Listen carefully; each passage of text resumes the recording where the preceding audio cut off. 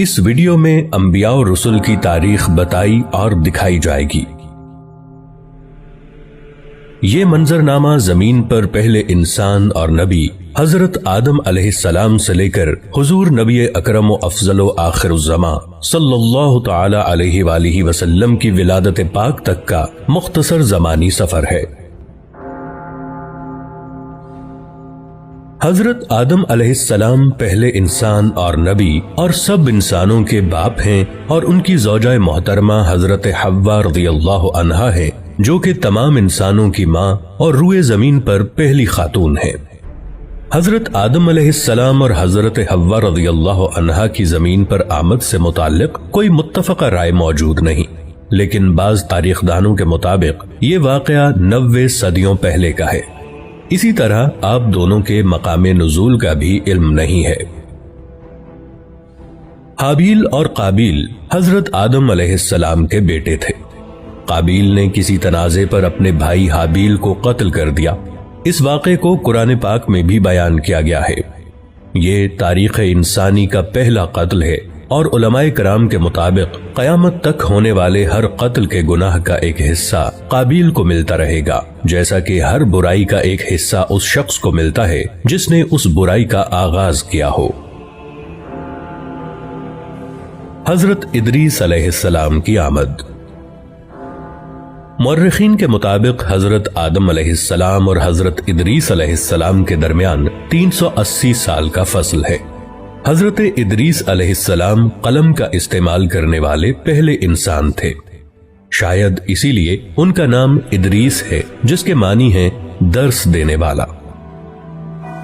حضرت نوح علیہ السلام پہلے رسول ہیں۔ بعض مورخین کے مطابق آپ علیہ السلام کا زمانہ حضرت آدم علیہ السلام سے 1600 سال بعد کا ہے۔ قرآن کریم کے مطابق اللہ تعالیٰ نے آپ کو 950 برس کی عمر عطا کی۔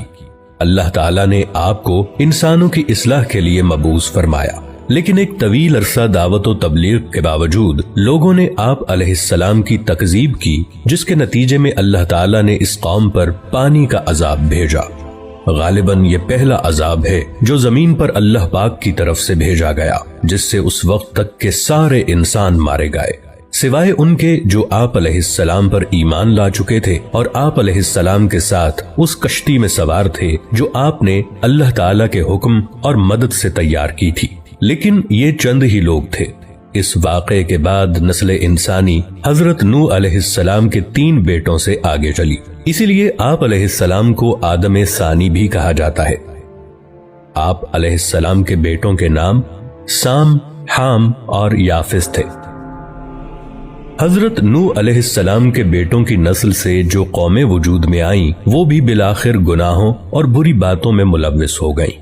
ان میں سے ایک قوم کی طرف اللہ تعالیٰ نے حضرت ہود علیہ السلام کو بھیجا، جس کا ذکر قرآن پاک میں موجود ہے۔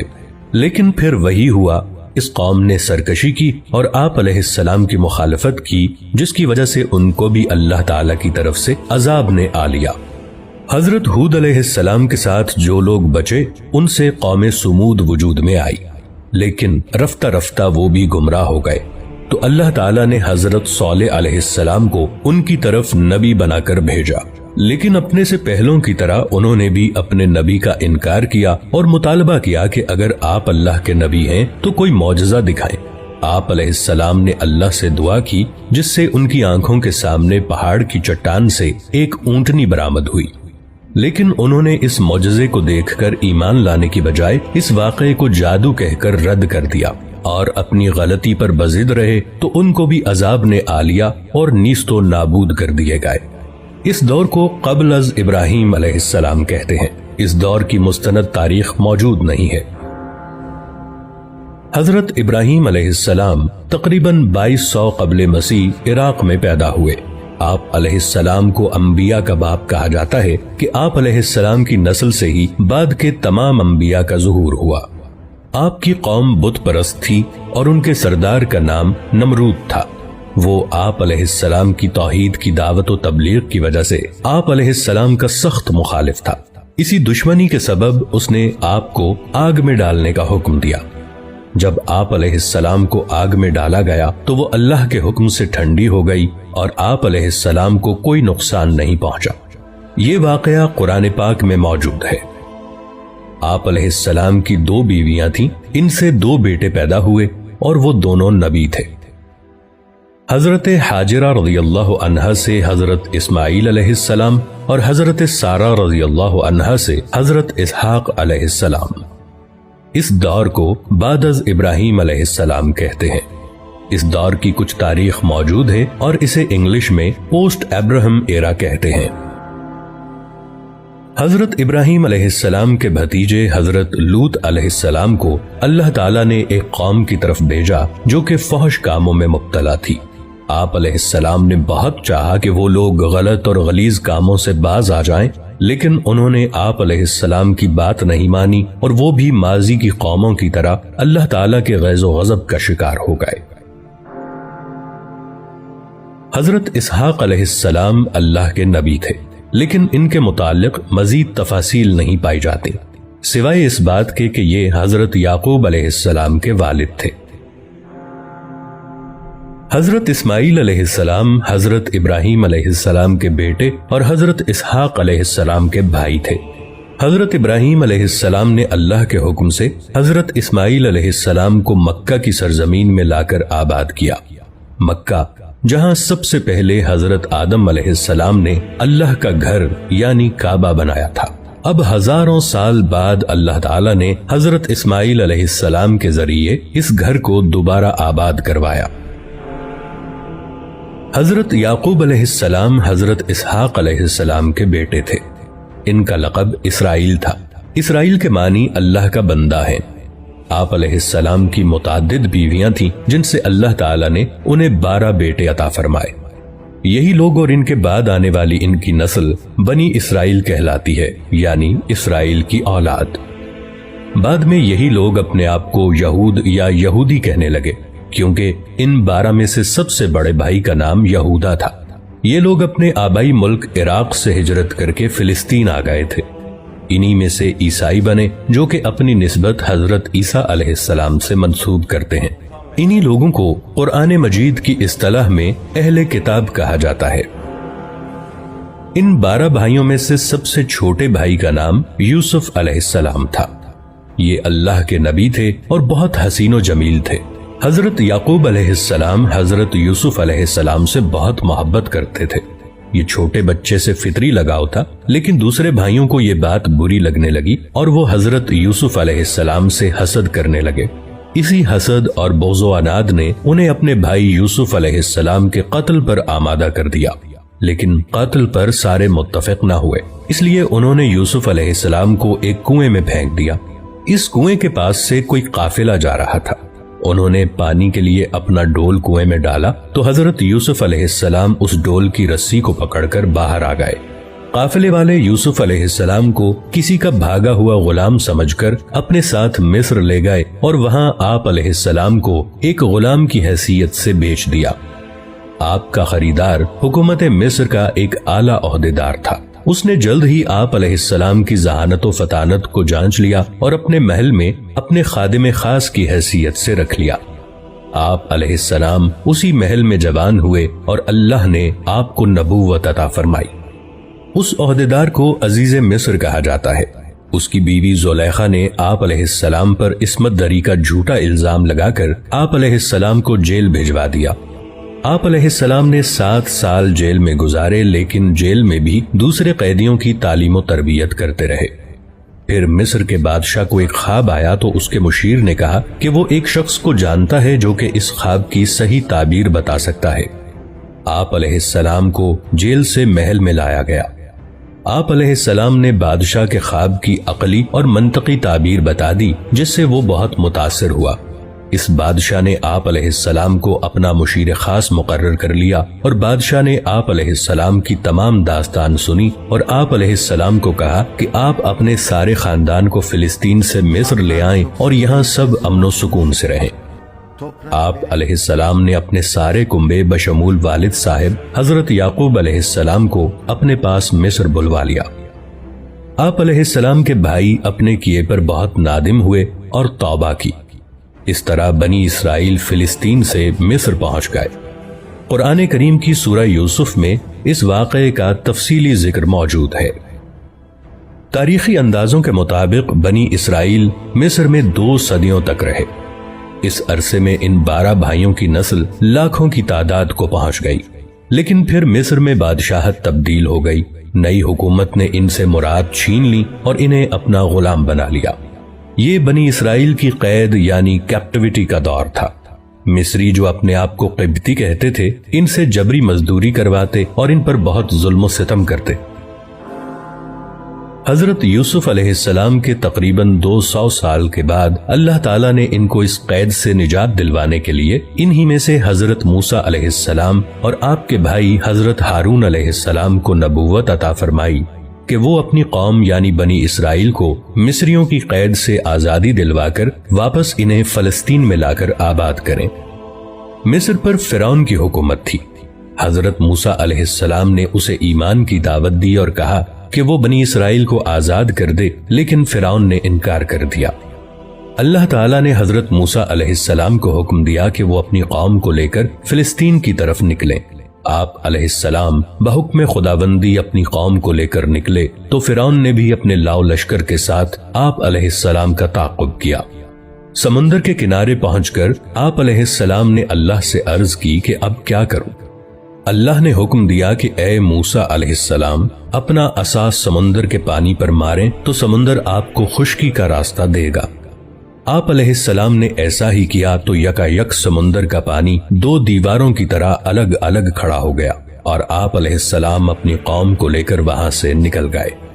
آپ علیہ السلام کے پیچھے فرعون نے بھی کوشش کی کہ وہ بھی اسی راستے سے آپ علیہ السلام کا تعاقب کرے، لیکن اللہ کے حکم سے سمندر واپس مل گیا اور اس طرح فرعون اور اس کا سارا لشکر غرق ہو گیا۔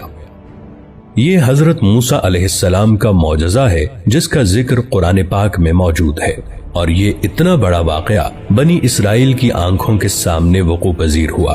قرین قیاس بتاتے ہیں کہ سمندر عبور کرنے کا یہ معجزہ بحر احمر کی مشرقی نہر، جسے اب نہر سویز کہا جاتا ہے، میں پیش آیا ہوگا۔ سمندر کے اس پار صحرائے سینا اور اسی صحرا کے ایک کونے میں کوہ طور ہے، جہاں اللہ تعالیٰ نے آپ علیہ السلام کو رسالت و کتاب سے نوازا۔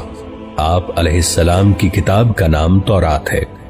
اللہ تعالیٰ نے آپ علیہ السلام کو بنی اسرائیل کی ہدایت و رہنمائی کا حکم دیا اور فرمایا کہ اے موسیٰ علیہ السلام، ہم نے آپ کی قوم کو باقی سب اقوام پر فضیلت دی ہے۔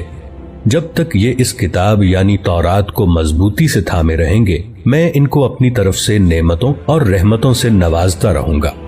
لیکن بنی اسرائیل نے حضرت موسیٰ علیہ السلام کو تنگ کرنا شروع کر دیا۔ یہ لوگ آپ علیہ السلام کی نافرمانی کرتے اور بے ادبی سے پیش آتے اور تورات کی حکم عدولی کرتے۔ حضرت موسیٰ علیہ السلام ان سے بہت ناراض رہنے لگے، لیکن ان کی تمام شرارتوں کے باوجود اللہ نے ان کو بہت سے انعامات سے نوازا۔ ان کے لیے آسمان سے من و سلوہ کی شکل میں طعام یعنی کھانا نازل کیا اور دھوپ سے بچنے کو بادل کا سایہ عطا فرمایا۔ پینے کو پانی کے 12 چشمے عطا فرمائے کہ کسی طور یہ لوگ نیکی کی روش پر قائم رہیں۔ لیکن نعمتوں اور انعامات کی اس فراوانی سے یہ اور زیادہ باغی اور سرکش ہو گئے۔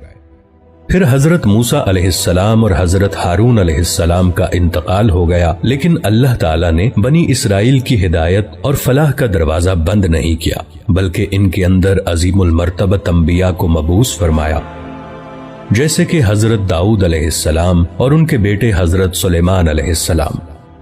ان دونوں حضرات کو اللہ تعالیٰ نے عظیم الشان بادشاہت عطا فرمائی کہ تمام جن، چرند، پرند اور ہوائیں ان کے حکم کے تابع کر دی گئی تھیں، اور حضرت داؤد علیہ السلام جب اللہ کی حمد بیان کرتے تو حجر و شجر اور حیوانات حمد باری تعالیٰ پر وجد میں آ جاتے۔ یہ بات بھی قرآن مجید میں بیان کی گئی ہے۔ یہ تقریباً 1400 سال کا دور ہے۔ اس دوران اللہ کریم نے بنی اسرائیل کو بہت سے انبیاء کی صحبت عطا فرمائی۔ کوئی وقت ایسا نہیں گزرا کہ ان کے درمیان کوئی اللہ کا نبی موجود نہ رہا ہو، لیکن ان کی اکثریت فسق و فجور میں ہی مبتلا رہی، اور یہ لوگ اللہ تعالیٰ کی نافرمانیاں کرتے رہے اور اللہ کے انبیاء کو ستاتے رہے، اور کئی نبیوں کو تو انہوں نے قتل کر دیا۔ اللہ تعالیٰ نے ان کے ان بڑے بڑے گناہوں کی وجہ سے ان پر وقتاً فوقتاً عذاب بھی بھیجا، لیکن یہ لوگ سدھر کے نہ دیے۔ جدید تاریخ کی اصطلاح میں اس دور کو دور قبل از مسیح کہا جاتا ہے، اور اسے انگلش میں BC سے لکھا جاتا ہے، یعنی بیفور کرائسٹ، اور اب اور بھی جدید اصطلاح میں اسے CEB کہتے ہیں، یعنی کامن ایرا۔ اللہ تعالیٰ نے بنی اسرائیل پر اپنی آخری حجت قائم کرنے کے لیے حضرت عیسیٰ علیہ السلام اور حضرت یحییٰ علیہ السلام کو ان کی طرف واضح نشانیاں دے کر بھیجا۔ حضرت عیسیٰ علیہ السلام حضرت مریم علیہ السلام کے بیٹے تھے، جنہیں اللہ نے معجزانہ طور پر بغیر باپ کے پیدا کیا اور بہت سے معجزات عطا فرمائے، اور آپ علیہ السلام کے ہم اثر حضرت یحییٰ علیہ السلام بھی معجزانہ طریقے سے حضرت زکریا علیہ السلام کے ہاں پیدا ہوئے، جبکہ حضرت زکریا علیہ السلام اور آپ کی بیوی دونوں بہت ضعیف ہو چکے تھے۔ حضرت عیسیٰ علیہ السلام رسول اور حضرت یحییٰ علیہ السلام نبی تھے۔ بقول عیسائی مورخین کے حضرت عیسیٰ علیہ السلام کی ولادت کے دن سے سن عیسوی کا آغاز ہوا، جو کہ اس وقت 2022 چل رہا ہے، یعنی حضرت عیسیٰ علیہ السلام کو پیدا ہوئے 2022 برس ہو چکے ہیں۔ یہاں سے بنی اسرائیل دو قوموں میں تقسیم ہو گئے۔ جو لوگ حضرت عیسیٰ علیہ السلام پر ایمان لائے وہ اپنے آپ کو عیسائی کہنے لگے، اور جو لوگ حضرت عیسیٰ علیہ السلام پر ایمان نہیں لائے وہ یہود ہی رہے۔ جس جماعت یعنی یہود نے آپ کا انکار کیا، انہوں نے آپ علیہ السلام کی والدہ حضرت مریم علیہ السلام کو بہت برا کہا اور حضرت عیسیٰ علیہ السلام کو قتل کرنے کا منصوبہ بنایا، لیکن اللہ تعالیٰ نے ان کے اس اقدام سے پہلے ہی حضرت عیسیٰ علیہ السلام کو زندہ آسمان پر اٹھا لیا۔ حضرت عیسیٰ علیہ السلام کے آسمان پر اٹھائے جانے کے تقریباً 250 سال کے بعد اصحاب کہف کا مشہور واقعہ پیش آیا۔ یہ لوگ امیر و کبیر گھرانوں کے کچھ نوجوان تھے۔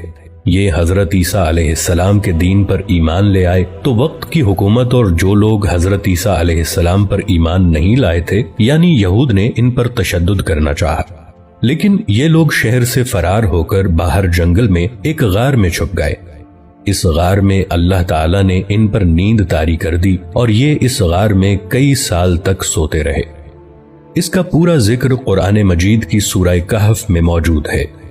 They are known as 7 sleepers in the books of Christianity۔ حضرت عیسیٰ علیہ السلام کے آسمان پر چلے جانے کے بعد 571 عیسوی میں اللہ کریم نے حضور صلی اللہ علیہ وآلہ وسلم کو انسانوں پر اتمام حجت کے لیے بھیجا۔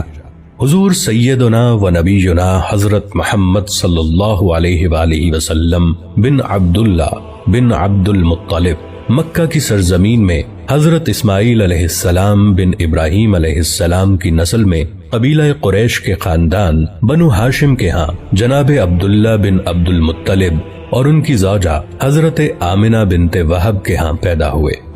اس دن سے لے کر آج تک نور محمدی کی کرنیں ساری دنیا کو منور کر رہی ہیں اور قیامت تک کرتی رہیں گی انشاءاللہ۔